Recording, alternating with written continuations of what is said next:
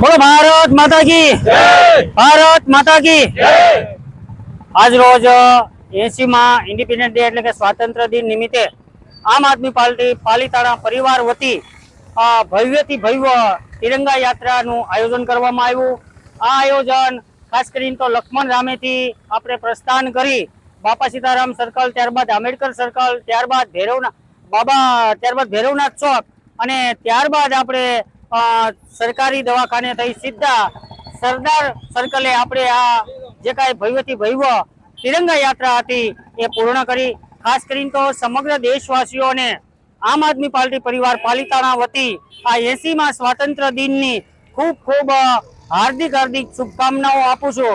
સાથે સાથે ડૉક્ટર બાબા સાહેબ આંબેડકરે જે બંધારણ બનાવ્યું છે આ બંધારણની અંદર જે સત્તા અને ફરજો આપવામાં આવી છે એ સત્તા અને ફરજોથી આ દેશ ચાલતો હોય ત્યારે આજે એક દેશ ભાવનાનો તહેવાર હોય। ખાસ કરીને તો 15મી ઓગસ્ટે 26મી જાન્યુઆરી આવે ત્યારે લોકો રાષ્ટ્રધ્વજ ફરકાવી અને દેશને યાદ કરતા હોય છે, પણ એવું નથી। આ હંમેશા પોતાના દરેક ભારતવાસીના દિલમાં દેશ ભાવના રહે, દેશ પ્રત્યે ત્યાગની ભાવના રહે, દેશ પ્રત્યે બલિદાનની ભાવના રહે।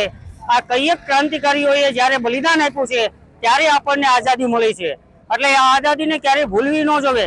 આજે આપણને આઝાદી મળી છે, લોકતંત્ર મળ્યું છે, એની ખુશીમાં આજે આમ આદમી પાર્ટીએ પાલીતાણામાં પ્રથમવાર એક વિજય તિરંગા યાત્રા કે તિરંગા યાત્રા સ્વરૂપે આ ઉજવણી કરી છે, જેમાં સમસ્ત પાલીતાણા તાલુકાના આમ આદમી પાર્ટીના તમામ કાર્યકર્તા, હોદ્દેદારો અને આમ જનતા જોડાય એ બદલ એમનો હું આભાર વ્યક્ત કરું છું।